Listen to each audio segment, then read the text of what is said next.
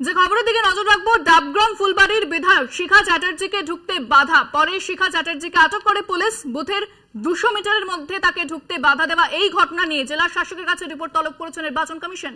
এ বিষয়ে বিস্তারিত কথা বলবো আমাদের প্রতিনিধির সঙ্গে। তবে যে খবরের দিকে নজর রেখেছি, জেলা শাসকের কাছে এই বিষয়ে রিপোর্ট তলব করেছে নির্বাচন কমিশন। বিজেপি বিধায়ক শিখা চ্যাটার্জিকে ঢুকতে বাধা দেওয়া হয় এবং তাকে বুথের 200 মিটারের মধ্যে ঢুকতে বাধা, পরে পুলিশ তাকে আটক করে। এই ঘটনায় নির্বাচন কমিশন রিপোর্ট তলব করেছে। বিস্তারিত কথা বলবো, ফোনে রয়েছেন আমাদের প্রতিনিধি সত্য সুন্দর ভট্টাচার্য। সত্য, নির্বাচন কমিশন রিপোর্ট তলব করেছে শিখা চ্যাটার্জিকে ঢুকতে বাধা দেওয়া নিয়ে, কি জানা যাচ্ছে কমিশন সূত্রে? দেখো, ডাবগ্রাম ফুলবাড়ির বিধায়ক শিখা চট্টোপাধ্যায় তিনি বুথে ঢোকার চেষ্টা করছিলেন এবং সেই জায়গায় নির্বাচন কমিশনের যে নিয়ম রয়েছে যে বুথের 200 মিটারের মধ্যে কিন্তু ভোট চলাকালীন কোনো রাজনৈতিক ব্যক্তিত্ব বা কোনো রাজনৈতিক দলের প্রার্থী তিনি কিন্তু শুধুমাত্র যদি নিজের বুথ হয়, তিনি যদি ভোট দিতে যান তবেই কিন্তু সেক্ষেত্রে তিনি ঢুকতে পারেন, কিন্তু অন্যথায় কিন্তু অন্য কোনো বুথে তিনি যেতে পারেন না ভোট চলাকালীন বুথের 200 মিটারের মধ্যে। সেক্ষেত্রে ডাবগ্রাম ফুলবাড়ির বিধায়ক শিখা চট্টোপাধ্যায়কে সেই কারণেই কিন্তু পুলিশ তাকে আটকায়, বাধা দেয় এবং পরবর্তী সময় তাকে গ্রেফতার করে।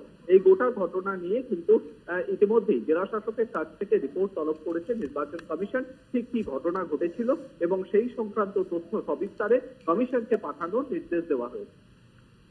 ধন্যবাদ সত্য। কথা বললাম প্রতিনিধি সত্য সুন্দর ভট্টাচার্যের সঙ্গে।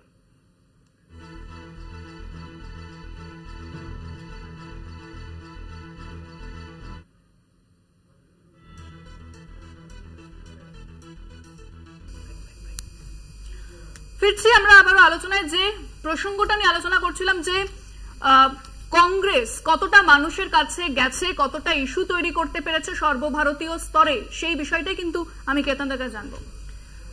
না, কংগ্রেস এই যে লাস্ট 10 বছরে বিজেপি সরকার যে অন্যায়গুলো করেছে, যে প্রতিশ্রুতি দিয়েছিল বা ভাওতাই বলবো, এখন যে প্রতিশ্রুতি পুরো হয় না সেটা ভাওতা।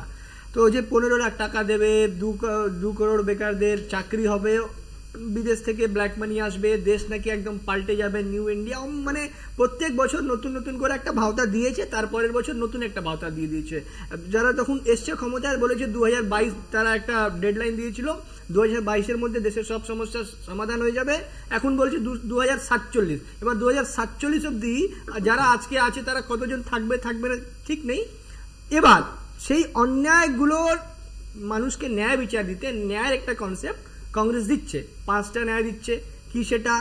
নারীদের জন্য তাদেরকে চাকরিতে রিজার্ভেশন দেওয়া হবে, যুবদের জন্য তাদেরকে মহালক্ষ্মী প্রকল্পে যে ফ্যামিলির যে সিনিয়র মোস্ট মহিলা থাকবে তাকে বছরে 1 লাখ টাকা করে দেওয়া হবে। যুবকদের জন্য বলছে যুবা ন্যায়, তাদেরকে একটা 30 লক্ষ যে সরকারি শূন্য পদ রয়েছে দেশে সেগুলোকে সেখানে নিয়োগ করা হবে সরকারিভাবে।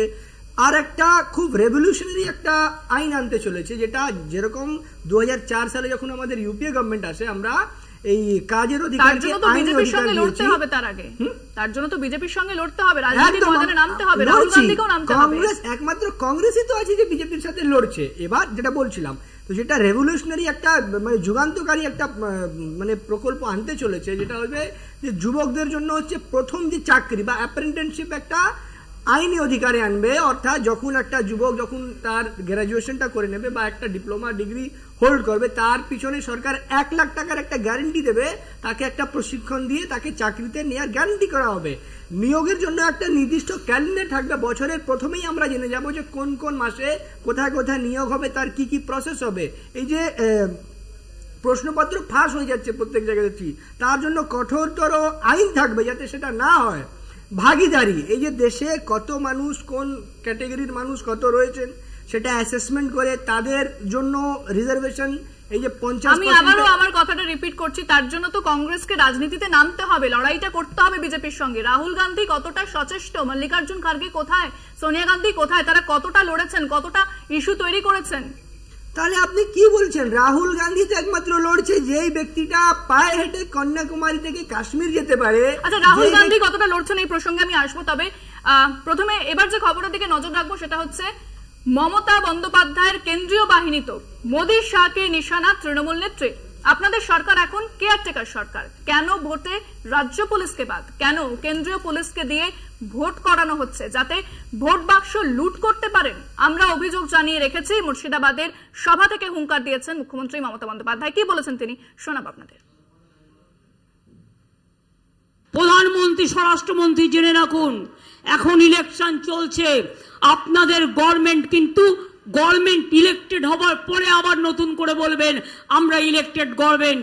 যখন ইলেকশন চলে তখন কেয়ারটেকার গভর্নমেন্ট থাকে। আপনারা কি করে স্টেট পুলিশকে টোটাল বাদ দিয়ে শুধু সেন্ট্রাল পুলিশকে দিয়ে ইলেকশন করাচ্ছেন যাতে বাক্স লুট করতে পারেন, মানুষকে ভোট দিতে আটকাতে পারেন, মানুষের ভোটে বাধা দিতে পারেন।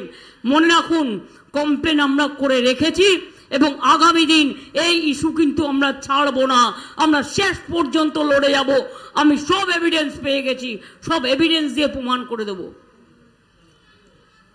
যার বিএসআই পুরোহিত কোনদিন দেখেছেন সেন্ট্রাল গভর্নমেন্টের election R central police?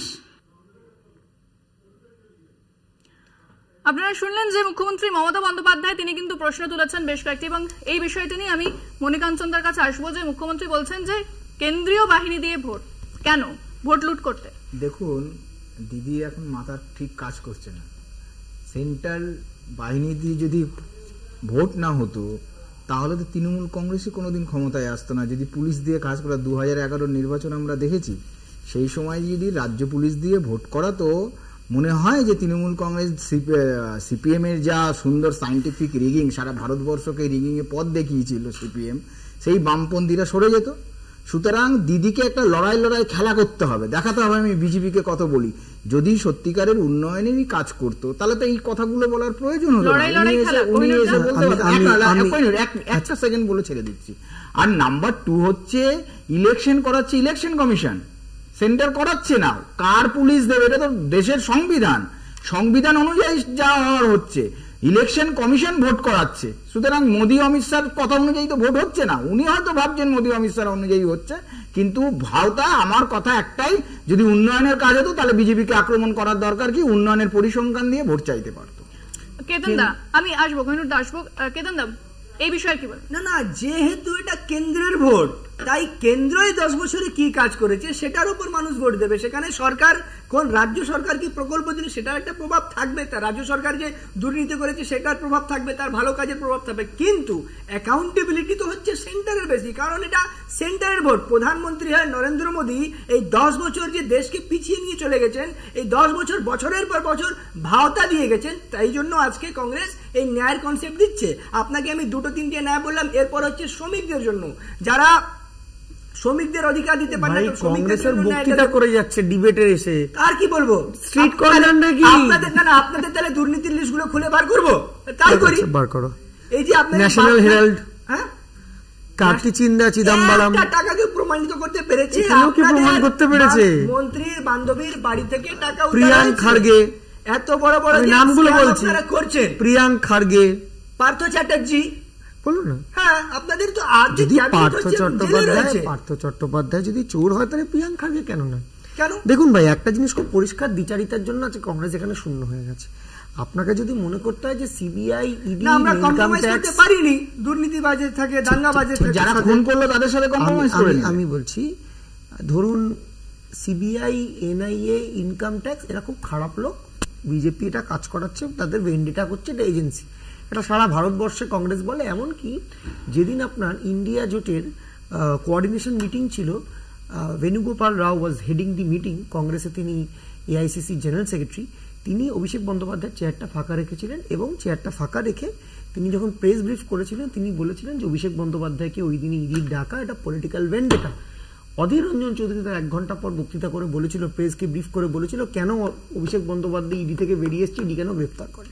This is the difference between Congress, PCC and AICC. এই জন্য তো আমরা বলি যে প্রদেশে আমাদের এআইসিসির বিরুদ্ধে অভিযোগ নেই, আমরা বলি যে প্রদেশের যারা কংগ্রেসী তারা বেশ। বিজেপির থেকে পয়সা নিয়ে কাজ না, করে। আপনারা হচ্ছেন একটা আঞ্চলিক দল, আমরা আঞ্চলিক দল। রাজ্যের দল। আচ্ছা, ঠিক আছে। আপনাকে যখন যা করার সেটা রাজ্যের নিরিখেই করতে হবে। আর নিজেকে এই ভাবমূর্তি দেখানো যে আমরা একটা ন্যাশনাল পার্টি আপনারা national- এআইসিসির সাথে করবো, পিসিসি কে এটা আপনাদের- শোভা দেয় না তো। এতটা- আপনার তো বাংলার দল, আঞ্চলিক দল। ঠিক, গোটা বিধানসভায় আপনারা এত ন্যাশনাল একেবারে, অর্থাৎ একটা শূন্য হয়ে গেছেন, ফিরবো। ছেড়ে দিন।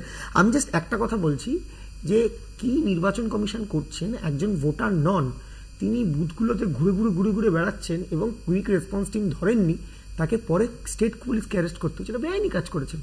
তিনি State কখনোই যেতে কোথায় পারেন না, ভাই? এখন election তিনি commission যেতে এর পারেন under না, এ। কেন কেন ওখানে যেতে পারেন না? তিনি differentiate করা হচ্ছে? 10টা বুথ ঘুরছেন কি করে? তিনি বুথের 200 মিটারের মধ্যে ঢুকছেন কি করে? একেবারে, এবং 200 নির্বাচন মিটারের মধ্যে কমিশনের কি ভোটার ভূমিকা নয়। রয়েছে এই বিষয়টা নিয়ে ফিরবো এই আলোচনায় একটা বিরতির পর। সঙ্গে থাকুন।